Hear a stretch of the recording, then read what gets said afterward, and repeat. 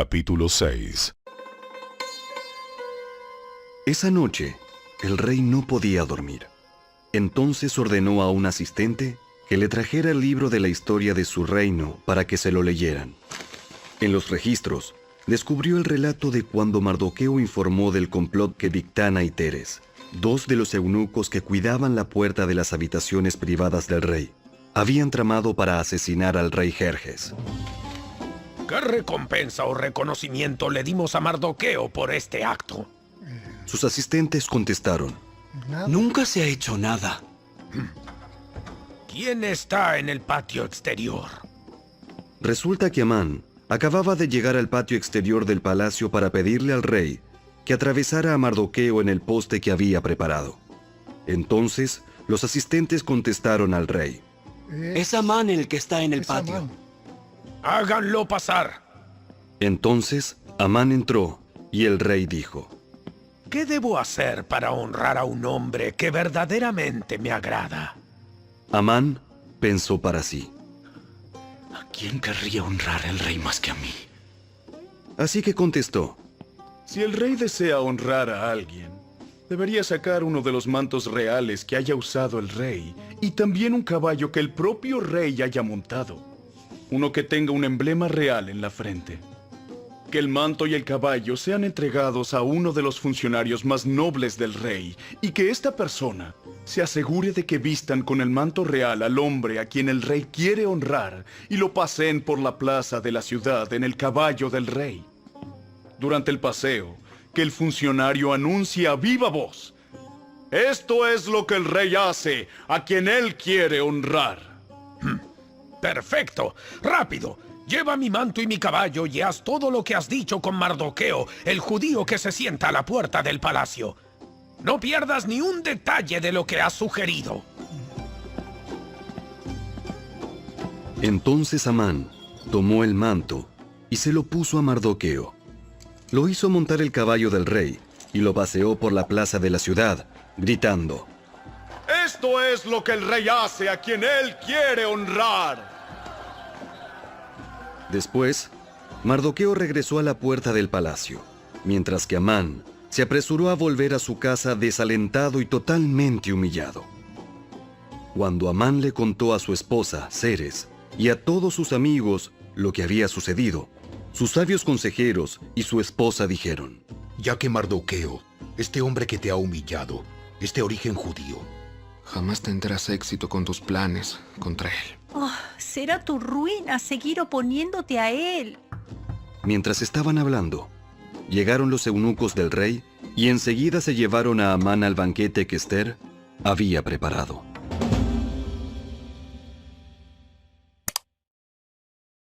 Capítulo 7. Entonces el rey y Amán fueron al banquete de la reina Ester. En esta segunda ocasión, mientras bebían vino, el rey volvió a decir a Ester: Dime lo que desees, reina Ester. ¿Cuál es tu petición? Yo te la daré, aun si fuera la mitad del reino.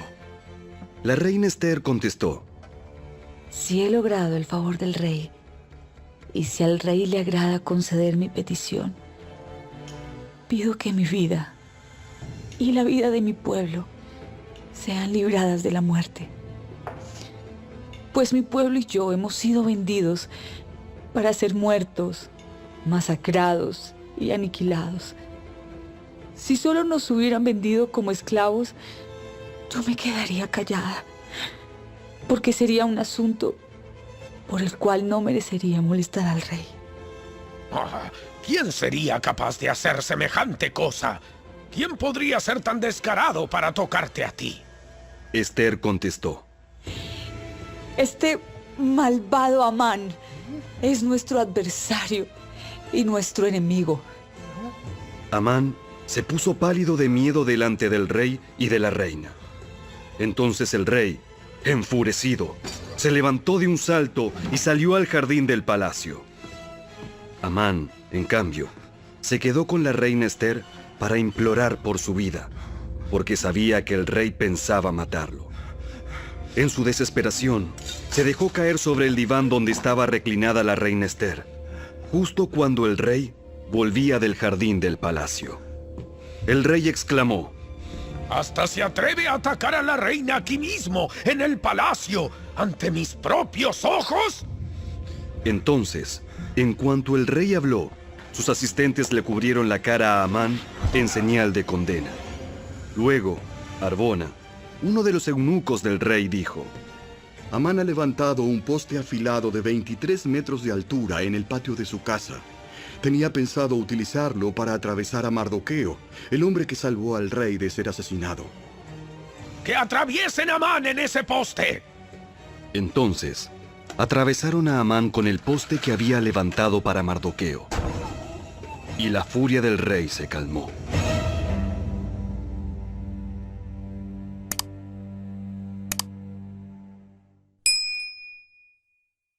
Capítulo 8.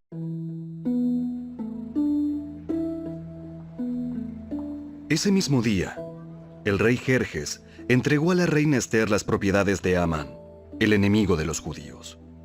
Luego, llevaron a Mardoqueo ante el rey, porque Ester le había contado al rey el parentesco que había entre ellos. El rey se quitó el anillo con su sello oficial, el cual había recuperado de Amán, y se lo dio a Mardoqueo. Y Ester nombró a Mardoqueo como encargado de las propiedades de Amán. Luego Ester volvió a presentarse ante el rey, cayó a sus pies y le suplicó con lágrimas que detuviera el plan siniestro que Amán, el agageo, había conspirado contra los judíos. Nuevamente el rey extendió su cetro de oro hacia Ester, de modo que ella se levantó y permaneció de pie delante de él. Ester dijo: Si al rey le place y yo he logrado su favor, y si al rey le parece correcto y yo le resulto agradable, que se emita un decreto que anule las órdenes de Amán, hijo de Amedata, el agageo, quien ordenó la destrucción de los judíos en todas las provincias del rey. Pues, ¿cómo podría soportar ver a mi pueblo y a mi familia ser masacrados y destruidos?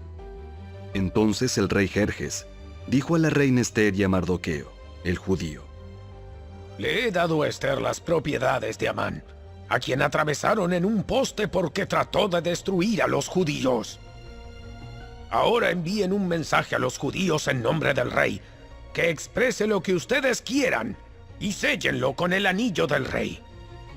Sin embargo, recuerden que todo lo que ya se ha escrito en nombre del rey, y lo que se ha sellado con su anillo, jamás puede ser revocado.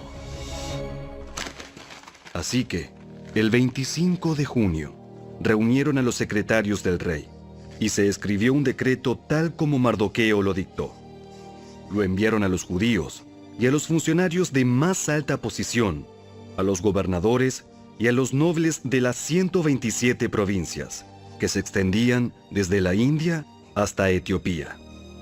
Este decreto se escribió en los propios sistemas de escritura y en los propios idiomas de cada pueblo del imperio, incluido el de los judíos. El decreto se redactó en nombre del rey Jerjes y fue sellado con el anillo del rey. Mardoqueo envió los comunicados por medio de los mensajeros veloces, quienes montaban caballos rápidos, criados especialmente para el servicio del rey. El decreto del rey les daba autoridad a los judíos de todas las ciudades para unirse y defender su vida. Se les permitía matar, masacrar y aniquilar a cualquiera, de cualquier nacionalidad o provincia, que los atacara a ellos o a sus esposas e hijos. También podían apoderarse de los bienes de sus enemigos. El día escogido para llevar a cabo esa acción en todas las provincias del rey Jerjes fue el 7 de marzo del año siguiente. En cada provincia debía emitirse una copia de ese decreto como ley y proclamarse a todos los pueblos, para que los judíos estuvieran preparados para vengarse de sus enemigos el día señalado. Así que, impulsados por el mandato del rey, los mensajeros salieron a toda prisa sobre caballos rápidos, criados para el servicio del rey. Este mismo decreto también se proclamó en la fortaleza de Susa. Luego, Mardoqueo salió de la presencia del rey vestido con el manto real azul y blanco, con una gran corona de oro y con una capa de púrpura y lino de la más alta calidad. La gente de Susa también celebró el nuevo decreto, y los judíos se llenaron de gozo y alegría y recibieron honra en todas partes. En cada provincia y ciudad, en cada lugar donde llegaba el decreto del rey, los judíos se alegraban mucho, festejaban a lo grande y declararon el día feriado y de celebración. También muchas personas del territorio se hicieron judíos por temor a lo que pudieran hacerles los judíos.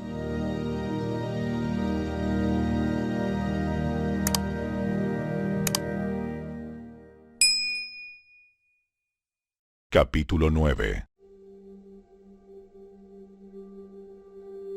Así que, el 7 de marzo, los 2 decretos del rey entraron en vigencia. Ese día, los enemigos de los judíos tenían la esperanza de dominarlos, pero ocurrió todo lo contrario. Fueron los judíos quienes dominaron a sus enemigos. Los judíos se reunieron en sus ciudades, en todas las provincias del rey, para atacar a todo el que intentara hacerles daño. Pero nadie pudo hacerles frente porque todos les tenían miedo. Además, todos los nobles de las provincias, los funcionarios de más alta posición, los gobernadores y los funcionarios reales ayudaron a los judíos por temor a Mardoqueo, pues a Mardoqueo lo habían ascendido a un alto cargo en el palacio del rey, y su fama se extendía por todas las provincias a medida que se hacía más y más poderoso. Así que, el día señalado, los judíos hirieron de muerte a sus enemigos a filo de espada. Mataron y aniquilaron a sus enemigos e hicieron lo que quisieron con quienes los odiaban. En la propia fortaleza de Susa, los judíos mataron a 500 hombres. También mataron a Parsandata, a Dalfón, a Aspata, a Porata, a Adalía, a Aridata, a Parmasta, a Arisai, a Aridai y a Baisata, los 10 hijos de Amán, hijo de Amedata, el enemigo de los judíos, pero no se quedaron con ninguna de sus pertenencias. Ese mismo día, cuando se le informó al rey el número de muertos en la fortaleza de Susa, hizo llamar a la reina Ester y le dijo: Los judíos mataron a 500 hombres solo en la fortaleza de Susa, además de los 10 hijos de Amán. Si aquí hicieron eso, ¿qué habrá pasado en el resto de las provincias? Ahora bien, ¿qué más quieres? Te será concedido. Dímelo y lo haré. Ester contestó: Si al rey le agrada que a los judíos de Susa se les dé permiso para hacer mañana lo que hicieron hoy, y que los cuerpos de los 10 hijos de Amán sean atravesados en un poste. El rey estuvo de acuerdo, y el decreto se hizo público en Susa. Atravesaron los cuerpos de los 10 hijos de Amán. Luego, el 8 de marzo, los judíos de Susa se reunieron y mataron a 300 hombres más, y otra vez tampoco se quedaron con ninguna de sus pertenencias. Mientras tanto, los demás judíos en todas las provincias del rey se reunieron para defender su vida. Quedaron aliviados de todos sus enemigos, al matar a 75,000 de los que los odiaban. Pero no se quedaron con ninguna de sus pertenencias. Eso ocurrió en todas las provincias el 7 de marzo, y el día 8 descansaron para celebrar su victoria con un día de fiesta y alegría. Los judíos de Susa mataron a sus enemigos el día 7 de marzo, continuaron el 8, y luego el día 9 descansaron, y lo designaron su día de fiesta y alegría. De manera que, hasta el día de hoy, los judíos del campo que viven en aldeas remotas celebran un día feriado anualmente en el día señalado a fines del invierno, en el cual se alegran y se mandan regalos de comida unos a otros. Mardoqueo registró esos acontecimientos y envió cartas a los judíos que vivían cerca y lejos, en todas las provincias del rey Jerjes, para motivarlos a celebrar cada año un festival durante esos 2 días. Les dijo que debían celebrar esos días con alegría y festejos, obsequiándose porciones de comida unos a otros y haciendo regalos a los pobres. Ese festival conmemoraría el tiempo en que los judíos quedaron aliviados de sus enemigos, cuando su dolor se convirtió en alegría y su duelo en gozo. Así que los judíos aceptaron la propuesta de Mardoqueo y adoptaron esa costumbre anual. Amán, hijo de Amedata el Agageo, el enemigo de los judíos, había conspirado para aplastarlos y destruirlos en la fecha escogida al echar suertes. A las suertes se las llama Purim. Pero cuando Ester se presentó ante el rey, él emitió un decreto que causó que el plan siniestro de Amán se volviera en su contra. Y tanto Amán como sus hijos fueron atravesados en un poste afilado. Por eso la celebración se llama Purim, porque es la palabra que se empleaba antiguamente para la frase echar suertes. Por lo tanto, debido a la carta de Mardoqueo y a la experiencia que vivieron, los judíos de todo el reino se pusieron de acuerdo para iniciar esa tradición y pasarla a sus descendientes y a todos los que se hacían judíos. Declararon que jamás dejarían de celebrar cada año esos 2 días prescritos en la fecha señalada.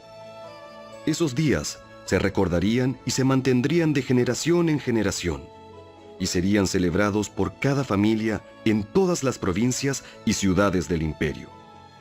El festival de Purim nunca dejaría de celebrarse entre los judíos, ni se extinguiría de entre sus descendientes el recuerdo de lo ocurrido. Luego, la reina Ester, hija de Abihail, junto con Mardoqueo, el judío, escribieron otra carta en la cual la plena autoridad de la reina respaldaba la carta de Mardoqueo para establecer el festival de Purim. Se enviaron cartas con deseos de paz y seguridad a los judíos de las 127 provincias del imperio de Jerjes. Esas cartas establecían la celebración anual del festival de Purim en las fechas señaladas, como lo habían decretado el judío Mardoqueo y la reina Ester. El pueblo decidió celebrar el festival, de la misma manera que había decidido establecer el tiempo de ayuno y luto para sí y sus descendientes. Así que el mandato de Ester confirmó la costumbre del Purim, y todo quedó escrito en los registros.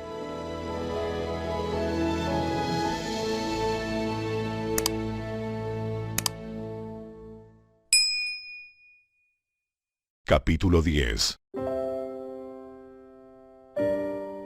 El rey Jerjes impuso un tributo en todo su imperio, incluso hasta las costas lejanas. Sus grandes logros y el relato completo de la grandeza de Mardoqueo, a quien el rey había ascendido, están registrados en el libro de la historia de los reyes de Media y Persia. Mardoqueo, el judío, llegó a ser primer ministro, segundo en mando después del propio rey Jerjes. Fue un hombre muy importante entre los judíos, de gran estima ante ellos, porque siguió actuando a favor de su pueblo y defendiendo el bienestar de todos sus descendientes.